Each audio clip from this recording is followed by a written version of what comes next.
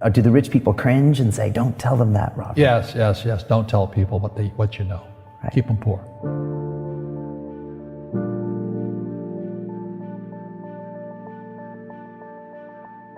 The moment I pay you, you think like an employee. The moment you accept the paycheck, your brain goes dead. That's the trap. Entrepreneurs work for free. As long as you're hungry, you'll think. The school system was designed to teach you to be an employee or a doctor or a lawyer, a specialist, but never about money. The poor will always be amongst us because it starts up here. It's in their words, and the words become flesh. But when they say, I can't afford it or I can't do that, they go down. They become what they say. And I meet so many people, I can't afford it. You think I'm made of money? My PhD daddy says, what do you think I am, made of money? I can't afford that.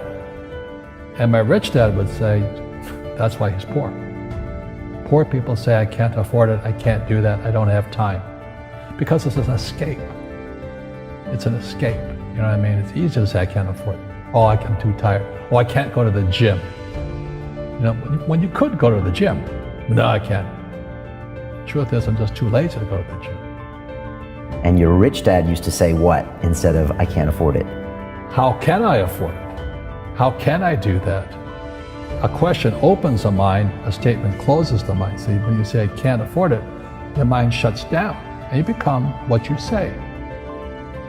People right now who are sitting at home, who are struggling financially or worried about money or unhappy, they may be making a lot of money, but unhappy with what they're doing. It was probably taught to you. Your superego was taught, get a job, work hard, or you'll never be rich, or the rich are evil, or whatever. Poverty is passed on. It's taught in your families. And middle class is taught in families. And until you change your mindset, Correct. Money won't help you, right? Correct. And we see that with people that win the lottery, people that make more money, they still have the same problem. Right. Because they have that poor man's soul. Correct. If you're poor, you'll always be poor. That's really hard for people to understand. Yeah, the money will disappear that fast. Just like most pro athletes, they make millions of dollars, and 65% are bankrupt 5 years later. It's because they come from poor families. But unfortunately, what Mr. Lipton was saying, it's passed down genetically. That's the frightening thing.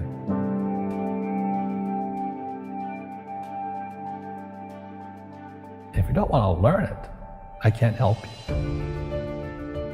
I have bad luck too. I've had financial crashes. I've had people stab me in the back, but they're all good because I grow from it. And that's spirituality. People who are afraid of making mistakes, like they teach in school, they don't ever grow. Because spirituality is there's good and there's bad, there's right and there's wrong, there's up and there's down. Most people only want to be right, they only want to be positive. Well, you can't have that, that's not reality. And the average person, the reason they're poor is they haven't failed. They play it so safe, they haven't made any mistakes like they taught in school. That means they don't learn anything. That's why the school system's actually fundamentally corrupt. It's anti-education. But the average guy is standing there, I'm an A student, I'm going to do this all on myself, and a bunch of rugby players run you over, and you go, well, they're not playing fair. You're playing stupid. You should have a team. You should have accountants, attorneys, and bankers, and all that stuff. But that's not the game I want to play. I said, then don't play the game.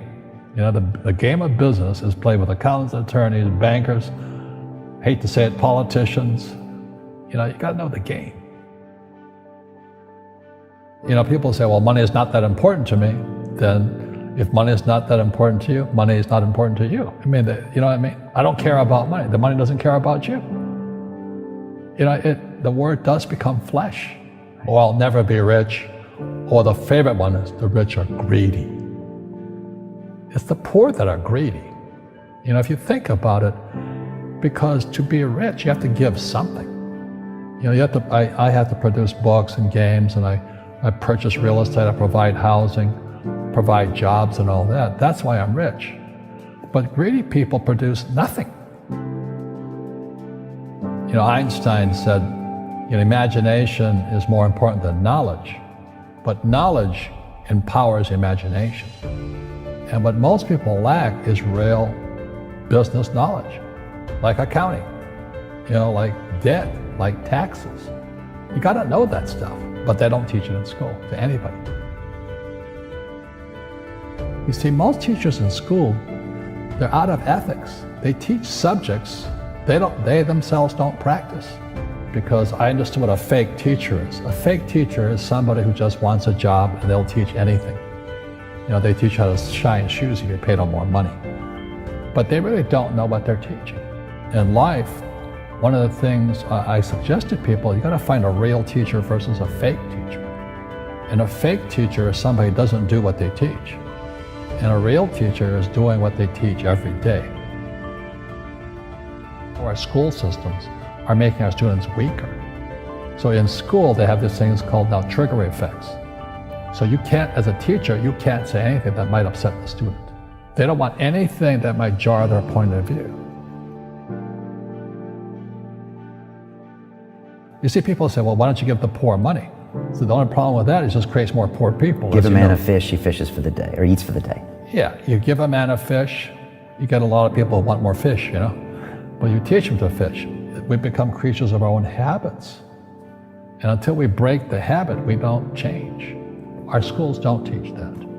Our schools teach almost the exact opposite of that. And the average person, the reason they're poor is they haven't failed. You know, they play it so safe.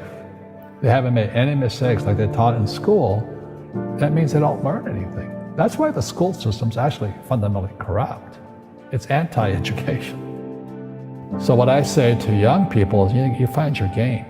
So my game financially is business, number one. Second is real estate. And that's why I pay no taxes. That's why Trump pays no taxes.